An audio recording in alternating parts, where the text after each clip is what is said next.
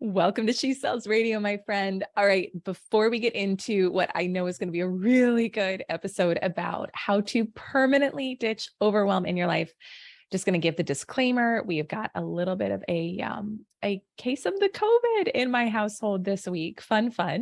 But we're good. It's honestly not that bad. It's just my voice sounds COVID-y. So there you go. So the next few episodes, this is probably what you're going to get, but we show up, we keep it moving, right?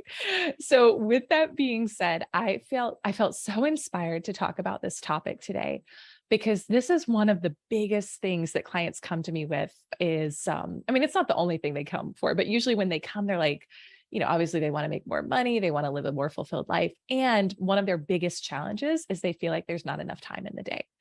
And I'm sure you can relate, right? I think we can all relate. And I totally get it, right? You're doing all the things. You're running your business or you're in your sales career. Maybe you're a parent or you've got, family that you're taking care of. You want to take care of yourself. You want to be in great health. You want to, have a social life and have great friendships. And it's like, okay, how do I have time to add in more that's going to get me to my goals? And I tell you what, I used to be this way. I was the queen of overwhelm. And it just became this like default program that I ran without even realizing that I was running it. And I would just say it all the time. And I don't even like to say it out loud anymore, but I would just say, I'm overwhelmed. I'm overwhelmed. And it just became a thing. And I was always anxious. I was always feeling behind. I was always beating up on myself because I felt so behind. And so I want you to just check in on like, can you relate to that? Is there any part of you that's dealing with that right now? And if there is, the first thing I want to say is be loving towards yourself with it. It's conditioning in our society. It's, it's something that is just so common for people to say. And it's almost like a badge of honor of, oh, I've just got so much going on, right? And it's actually a very subtle way that we get out of doing things. We try to make ourselves important, yada, yada. And I remember for me, everything changed when this was years ago. But it was when I had first started like working with coaches and really deciding to change a lot of things in my own life. And I had hired a mentor who was, far more successful business-wise and financially than I was. And I heard her say she was never overwhelmed. Now, this woman is running a multi-million-dollar business, had an incredible international brand, had a thriving lifestyle, great friendships, in great health. And I was like, that's so interesting because she was doing more than I was doing. Her results were greater than mine, but she was never overwhelmed. And it got my wheels turning. And I started thinking about, oh my gosh, is it possible to be more productive, to have greater results, to have greater success, and be chill, be relaxed, be calm, not be in overwhelm? And so I started experimenting with certain mindset and tactical shifts in my own life. And I tell you what, I don't really ever experience overwhelm these days. And I haven't for a long time. It's not that there's not days where things are like, ooh, there's a lot on the plate today, but my experience of it isn't overwhelm. Because when we're in overwhelm, we're in a disempowered state, right? We feel like we're a victim to our circumstances. We feel like there's so much on us and we can't get on top of it. And people are just piling more and more on us, right? And it's a different energy shift when you decide that you're not available for overwhelm anymore. And it's a very empowered energy. I want to give you 3 things today that you can do to really shift out of overwhelm completely in your life and decide that that's not your story anymore. And it comes down to number 1, it is a decision. You have to decide that you're not available for overwhelm anymore. And that's really what it took for me as a first step. It was like, I know what my days feel like when this is my story, that I'm overwhelmed. I don't want to live days like that anymore, right? Even if I've been doing it for so long, it doesn't feel good. It doesn't feel good to be anxious, to be stressed out. And I actually know was like, I know I'm not super productive when I'm in that state. So I'm going to decide that this just isn't my reality anymore, that I'm changing it. And it was, and it really takes that, it's a decision. So the phrase is, I am not available for overwhelm, because you will get whatever you're available for in life. And so that's the first step, is make that decision. You don't have to know what else to do yet, but you got to make that decision that that's not going to be your story anymore. Because I tell you what, like, people who are really doing it in the world, who are out there making a big difference and who are also fulfilled and happy and peaceful, they're not overwhelmed. That's not their story. That's a low vibe story. That's a low productivity story. And so you got to decide that you're bigger than that, and you're bigger than that story. Number 2, I want you to change your language. So one of the key things that made a huge impact for me was I decided I would never again say that I was overwhelmed. And I switched it to, I'm so in demand. Like, wow, look at this. I'm so in demand. And I was coaching a client on this the other day. And it was like, when I had her start saying that, instead of saying I'm overwhelmed, she could immediately feel the energy shift.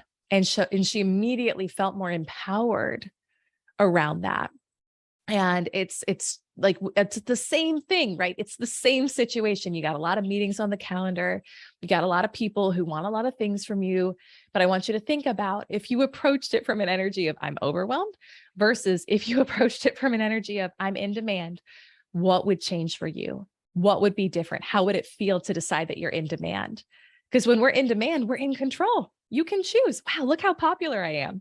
Look how many people want to work with me. Look how many people want things from me. Wow, I'm really in demand. So I want you to start using that language and make the decision that you're no longer going to say, I'm overwhelmed. It's all a reframe.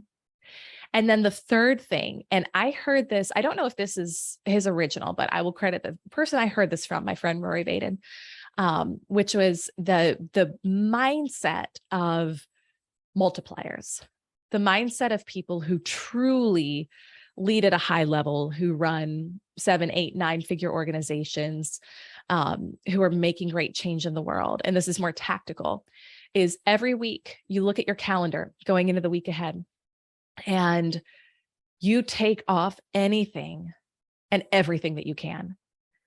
Now, this isn't about not following through on what you said you're going to do, but it's about what's really important. And what he said was, you take things from your calendar and you make them fight to get back on. So I want you to think about that. Looking at the week ahead, I was working with another client on this the other day, and she had all this stuff coming up that, like, she really wasn't looking forward to. And we started looking at it, and it was like, she didn't actually have to do it. One of the things she could just step out of, and it wasn't a big deal.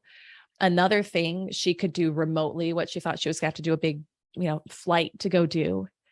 And her soul, at that point, she was really craving to have more inner time to work on herself. And so we took those things off, and she suddenly had this beautiful block of free space to be able to focus on herself. And it's like that, right? Because we think, again, that's kind of the victim mindset of, well, because this thing is on my calendar, I have to do it. And again, this isn't about being out of integrity. So it's not about that. And I would never encourage someone to do that, but it's about what really matters.